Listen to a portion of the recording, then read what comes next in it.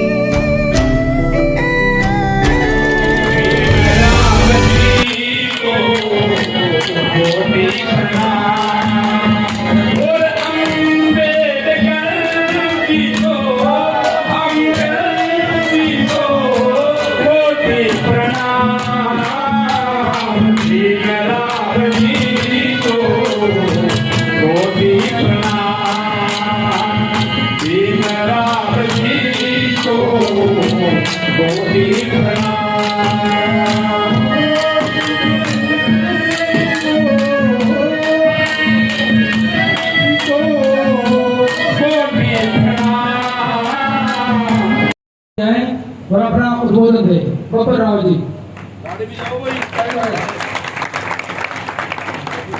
30वीं जयंती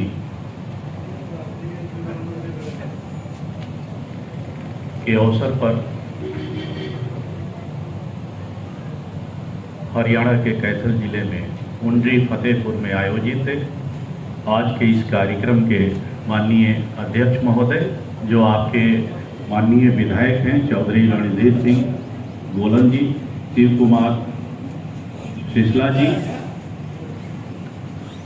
हमारे साथ दिल्ली से आपके बीच उपस्थित महादलित परिसंघ के दिल्ली प्रदेश के अध्यक्ष बड़े भाई राजेंद्र पाचा जी, हरियाणा प्रदेश के अध्यक्ष भाई विनोद जी, इस मंच पर बैठे हुए सम्मानित अतिथिगण, सामने बैठी हुई माताएं और बहनें, क्रांतिकारी नौजवान दोस्तों और बुजुर्गों, मित्रों, मुझे इस बात की खुशी है कि आपके यहाँ बाबा साहब अम्बेडकर जयंती की शुरुआत आज 3 अप्रैल से ही कर दी गई है।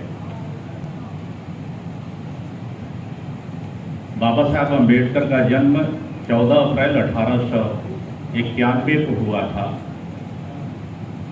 14 अप्रैल और उसके बाद के दिनों में हम लोग बाबा साहब की जयंती मनाते थे, लेकिन हमारे लोगों में जागरूकता के कारण अब उनके जन्म के पहले से, उनके जन्म दिवस के पहले से भी आयोजन किया जाने लगा है। दोस्तों, हरियाणा में पिछले 25 वर्षों से मैं आ रहा हूं। 2005 में पंचकुला में आयोजित एक कार्यक्रम में आया था। उस समय पूरे हरियाणा के हर जिले में जाने का अवसर मिला था। कैथल में भी कई कार्यक्रमों में आया हूं और आज कैथल के इस तहसील में आप लोगों के बीच आकर अति प्रसन्नता हो रही है। एक छोटी सी जगह पर बड़ी संख्या में बुजुर्ग, नौजवान और हमारी माँ बहनें इकट्ठा हैं। मित्रों, आपके बीच का बेटा, आपके बीच के भाई पवन रावत आपके समाज वाल्मीकि समाज से आता है। मैं बिहार का रहने वाला हूं और आप लोगों के आशीर्वाद से राष्ट्रीय सफाई कर्मचारी आयोग का निवर्तमान उपाध्यक्ष हूं। राष्ट्रीय सफाई कर्मचारी आयोग की ओर से भारत सरकार ने हमारी जो जवाबदेही दी है, उन जवाबदेहियों पर हम खरा उतरने की कोशिश करते हैं और हमारे लोगों की जो भी परेशानियां होती हैं, हमारे लोगों के साथ जो भी उत्पीड़न होता है, आयोग त्वरित संज्ञान लेता है। अभी 3-4 रोज पहले की बात है, 4 सीवर डेथ हुए थे, रायबरेली में 2 और लखनऊ में 2। जैसे ही ये घटना समाचार चैनलों के माध्यम से आयोग को मालूम हुआ, उत्तर प्रदेश के प्रभारी होने के नाते हमने तुरंत संज्ञान लिया। जहां भी घटनाएं घटती हैं त्वरित एक्शन लेते हैं, अधिकारियों पर दबाव बनाते हैं और जिला प्रशासन तथा राज्य सरकार आयोग की बात को सुनते हुए तुरंत कार्रवाई करती है। हमने पढ़ा है आपके इस बुकलेट में, आपने एक मेमोरेंडम भी दिया है। आपने ये जिक्र किया है उत्तर प्रदेश के तर्ज पर हरियाणा में भी ग्रामीण कार्य के लिए सफाई कर्मचारियों को लगाया गया है। उत्तर प्रदेश में पक्के कर्मचारी हैं और यहाँ कच्चे कर्मचारी हैं। हमारी कोशिश रहेगी राष्ट्रीय सफाई कर्मचारी आयोग की ओर से हरियाणा की सरकार को ये लिखा जाएगा कि हरियाणा में जितने कच्चे कर्मचारी हैं उनको पक्का किया जाए।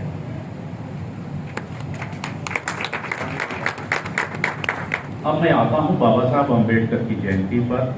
के बदौलत भी हमारे अंदर एकता नहीं है कि हम इस देश के शासक बन सके। अतः हम अपने लोगों को कहते हैं कि हमारे लोग आजाद भारत के गुलाम लोग हैं। अपनी ताकत को समझना होगा। यदि हम अपनी ताकत को नहीं समझेंगे तो दूसरा कोई भी व्यक्ति, मैं दावे के साथ कह सकता हूं, आपका हक अधिकार देने के लिए आगे नहीं आएगा। बाबा साहब अम्बेडकर ने हमें आजादी के बाद जब देश का संविधान उन्होंने लिखा तो 1 वोट का अधिकार दिया।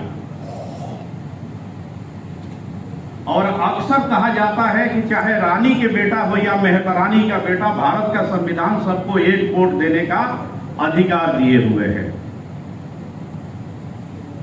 यदि हम अपने एक वोट का इस्तेमाल सही ढंग से करने लगे तो हमें ये मांग पत्र देने की जरूरत नहीं पड़ेगी। लोग आएंगे और आपसे पूछेंगे कि बताइए हम आपकी क्या सेवा करें। गोलबंद होने की जरूरत है। हमारी मां बहनें बैठी हैं, कुछ बैठी हैं, कुछ चली गई। मित्रों, बाबा साहब अम्बेडकर तायुम्र संघर्ष करते रहे और बाबा साहब अम्बेडकर वैचारिक परिवर्तन में विश्वास रखते थे। इसलिए बाबा साहब अम्बेडकर ने कहा है कि गुलामों को उनकी गुलामी का एहसास करा दो, गुलामों को उनकी गुलामी का एहसास करा दो, वे आजादी के लिए क्रांति कर देंगे। आज आवश्यकता इस बात की है कि वाल्मीकि समाज के बीच जाकर उनकी मानसिक गुलामी को तोड़ने की जरूरत है और यह बतलाने की जरूरत है कि आपके बीच बाबा साहब अम्बेडकर तब पैदा हुए जब यह देश गुलाम था और अकेले बाबा साहब अम्बेडकर ने इस देश में हजारों कांग्रेसियों के खिलाफ लड़ते हुए अपनी बात मनवाई। चाहे अंग्रेजों द्वारा आयोजित 1930, 31, 32 का गोलमेज सम्मेलन हो,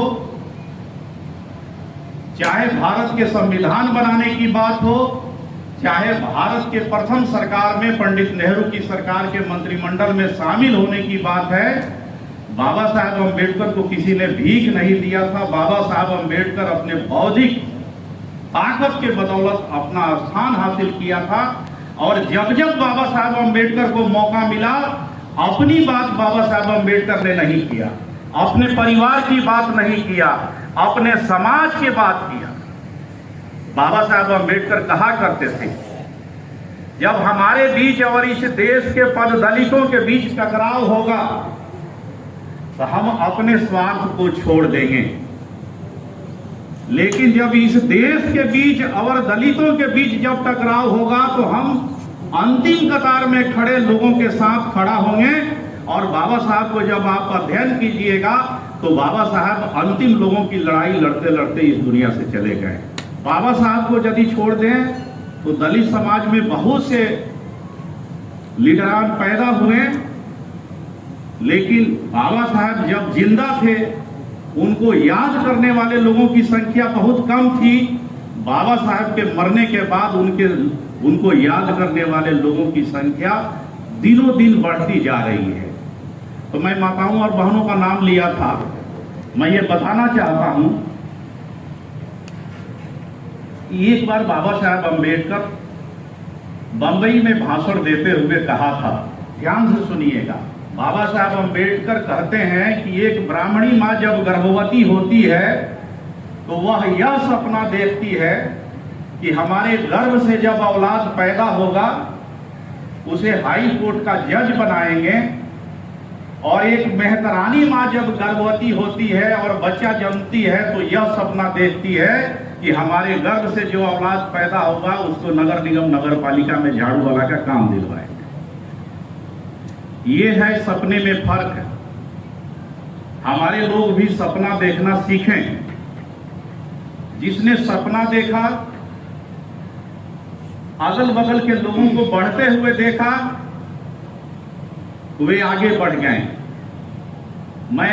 मेरी माँ खुद गांव में जाकर के दूसरों की गंदगी उठा के सर पर फेंकने का काम करती थी। पिताजी रेलवे में सफाई कर्मचारी थे, लेकिन मेरे माँ बाप यदि हमें नहीं पढ़ाए होते तो आज भारत सरकार में राष्ट्रीय सफाई कर्मचारी आयोग के उपाध्यक्ष के रूप में आपके बीच नहीं आते। यहाँ आने से पहले बिहार सरकार के 3 आयोग में हम रह चुके हैं। ये मेरा चौथा आयोग है। यदि आप अपने बच्चों को पढ़ाएंगे तो कुछ नहीं, वो ट्यूशन पढ़ा लेगा, दूसरा रोजगार कर लेगा, लेकिन झाड़ू चलाने से परहेज करेगा। मित्रों, मैं अब झाड़ू चलाने वालों पर आता हूं। हमारे देश की सरहद पर एक सेना ऐसी है जो बाहरी दुश्मनों से देश की रक्षा के लिए बंदूक उठा करके उनसे लड़ती है और देश को, अपने मुल्क को हिफाजत किए हुए रहती है। लेकिन देश के अंदर एक सेना ऐसी है जो कई तरह के संक्रामक बीमारियों से निजात दिलाने के लिए झाड़ू उठाकर जब सारे लोग सोए रहते हैं तो अपने घरों से निकल जाती है और कई तरह के संक्रामक बीमारियों से लड़ते हुए इस देश के लोगों को कई तरह की बीमारियों से मुक्ति दिलाती है। पिछले दिनों आपने कोरोना काल को देखा होगा। हमारे सफाई कर्मचारी मां बहनें, नौजवान और बुजुर्ग कोरोना के खिलाफ युद्ध लड़ते लड़ते शहीद हो गए। उनके ऊपर लोगों ने पुष्प वर्षा किया। लेकिन आमतौर पर हमारे देश का ये चलन है कि गंदा काम करने वाले लोगों से लोग घृणा करते हैं। कोरोना ने जब लोगों को तबाह करना शुरू किया तो लोगों को सफाई कर्मचारियों की याद आई। मित्रों, सिर्फ भारत ही नहीं, पूरी दुनिया प्राइवेटेशन के दौर से गुजर रही है, निजीकरण के दौर से गुजर रही है। निजीकरण एक ऐसा सुनामी है, दूसरे लोग बच भी जाएंगे तो हमारे लोग नहीं बचेंगे।